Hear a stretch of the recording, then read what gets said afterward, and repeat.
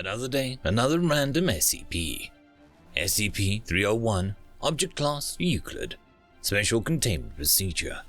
SCP-301 is to be kept in a secure, electromagnetically sealed bunker buried under at least 10 meters of earth to conceal its location.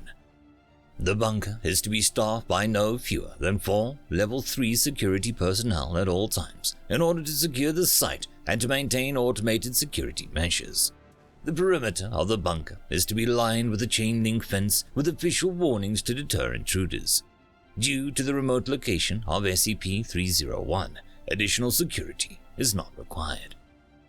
During experimentation, all research staff and equipment must maintain a minimum distance of at least 3 meters from the projected edge of SCP-301.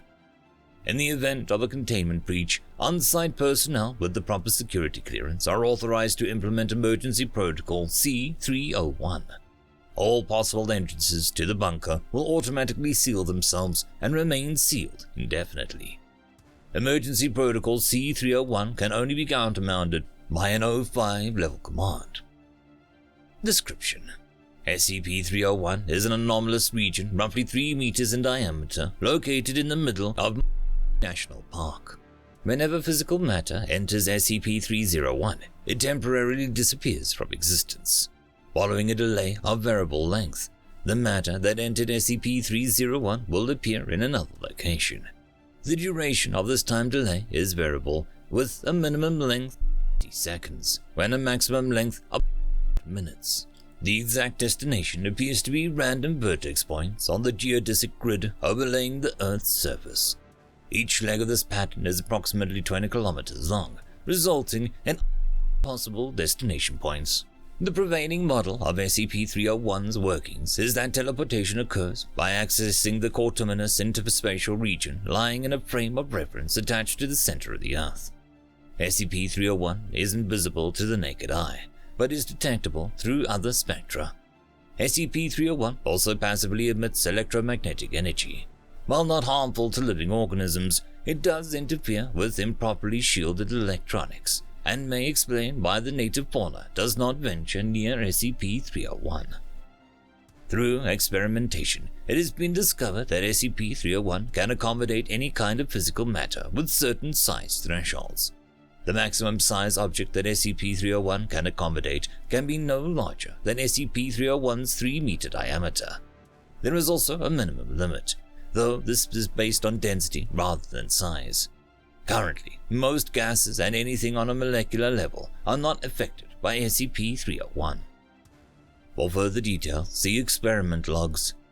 SCP-301 was discovered when there was a spike in disappearances of hikers and tourists in the National Park, only for several of them to be rediscovered far from the site of their disappearance. The Foundation did not act until it received reports on one of the missing hikers being found in France and another near New South Wales, Australia. Subsequent interviews with these individuals produced inconsistent descriptions of the event, even after the use of Subject 301-A-1 retrieved in France described the transfer as a floating sensation with mild forward impetus accompanied by a ringing of 1,000 huge bells and smelling like a wet dog and wood smoke, but having no other sensory components. However, Subject 301-A-2, retrieved near New South Wales, Australia, described it as a floating sensation with no sense of forward momentum, but including a salty taste, a prickling feeling like a foot going to sleep over the entire body, and being able to see stringy stuff surrounding the subject. Both subjects were administered a Class A amnestic and released. See document 301-018468-A for a full interview transcripts. While searching for anomaly at National Park, agents accidentally entered SCP-301. They disappeared for approximately 10 minutes until the signals from their located beacons were acquired kilometers and kilometers from their last reported position respectively.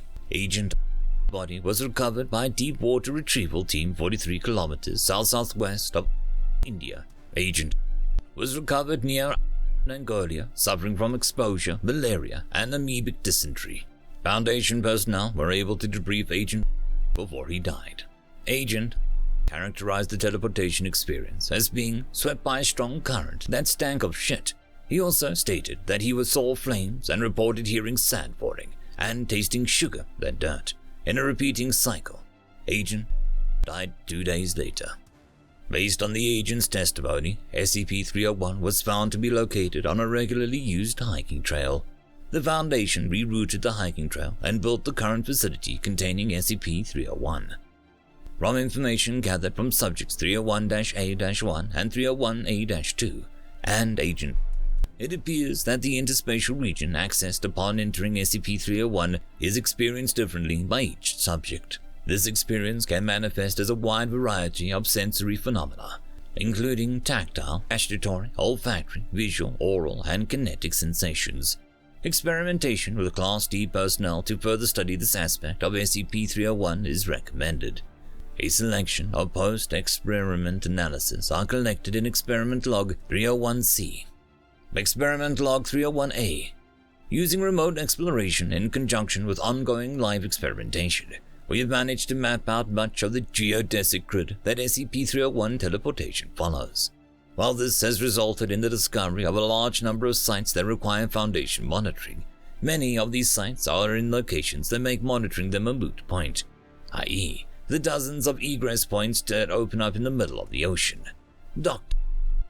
Experiment Log 301-B. After increasing the size of test materials, we finally found that SCP-301 cannot accommodate items larger than itself.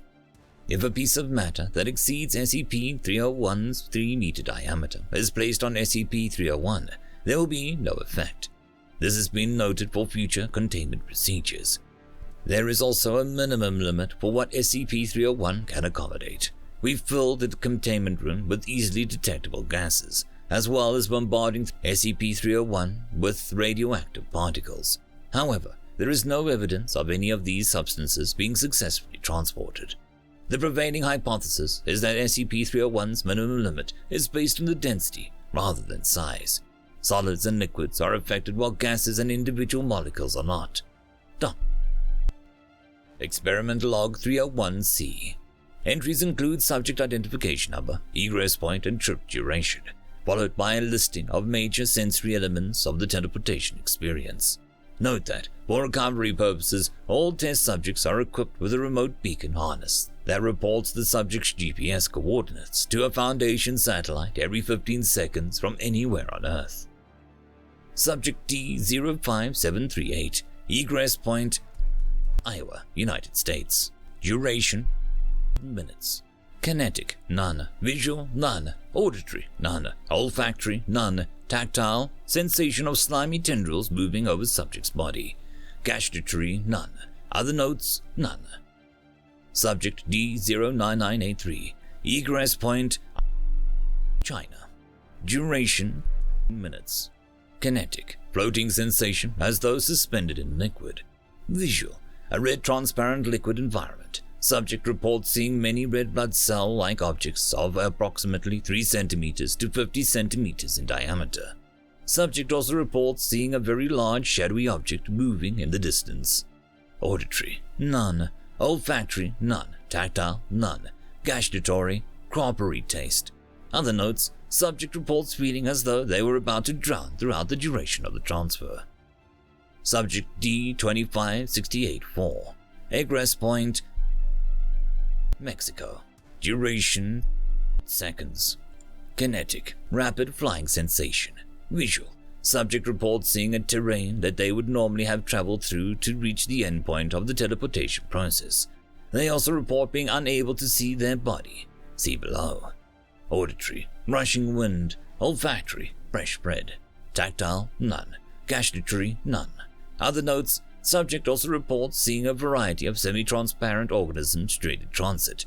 These creatures, data expunged. Subject D-56001, egress point, Germany. Duration, minutes. Kinetic, none. Visual, none. Auditory, none. Olfactory, none. Tactile, none. Gustatory, none. Other notes, subject retrieved, exhibiting strong schizophrenia interspersed with lengthy periods of catatonia. This is the first time exposure to SCP-301 has resulted of this level of mental trauma. Subject D-56187, egress point near Brazil. Duration seconds. Kinetic, gentle forward movement. Visual, unknown. Subject rendered blind and cannot recall any visual stimuli from his time in SCP-301. Auditory, none. Olfactory, none. Tactile, spots of cold movement across his left arm. Gustatory, none. Other notes, first instance of exposure to SCP-301 causing a physical change in subject. Subject D-58092, egress point near Laos. Duration, minutes. Kinetic, freefall. Visual, none. Auditory, a repeating complex multi-tonal scale. Foundation staff are currently attempting to recreate this scale. Olfactory, acetic acid, vinegar.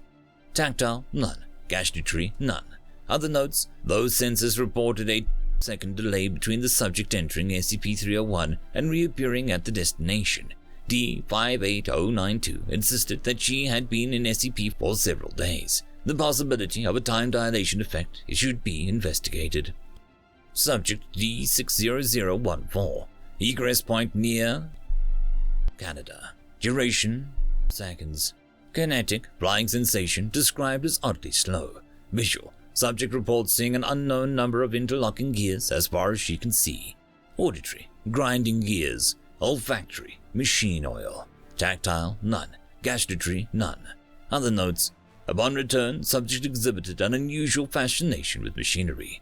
3 days later, subject D-60014 began asking personnel about several mechanical SCP objects, including SCP,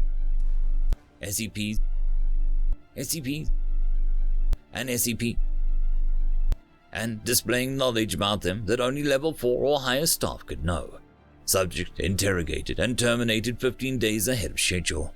Subject D-60445, egress point near Siberia, Russia. Duration, minutes. Kinetic, unknown. Visual, unknown. Auditory, unknown. Olfactory, unknown. Tactile, unknown. Gustatory, unknown. Other notes, subject found bisected along the coronal plane. Cause, unknown. Subject D-61429, egress point near Florida, United States. Duration, minutes. Kinetic, floating. Visual, painfully bright white light. Auditory, shouting voices, like everyone in the whole world was shouting me at once. No individual words could be discerned. Olfactory, none. Tactile, pain over the entire body, described as like having red-hot needles stabbing every inch of me. Gustatory, none. Other notes, subject reports being watched and being judged by unknown entities. Subject D-62225, egress point near Niger. Duration, minutes. Kinetic, unknown. Visual, unknown. Auditory, unknown. Olfactory, unknown. Tactile, unknown. Gustatory, unknown. Other notes, several life forms of the types described by D-25684 appear with subject. Subject is killed and life forms, data expunged. Area is sterilized. End of file. I just want to give a quick thanks to the Tier 5 channel members and patrons. Bob the Dragon, Data Magnet, Sergeant Puma, Cat Crab Lobster, and Duck Machine. Thank you very much for the support. It is much appreciated.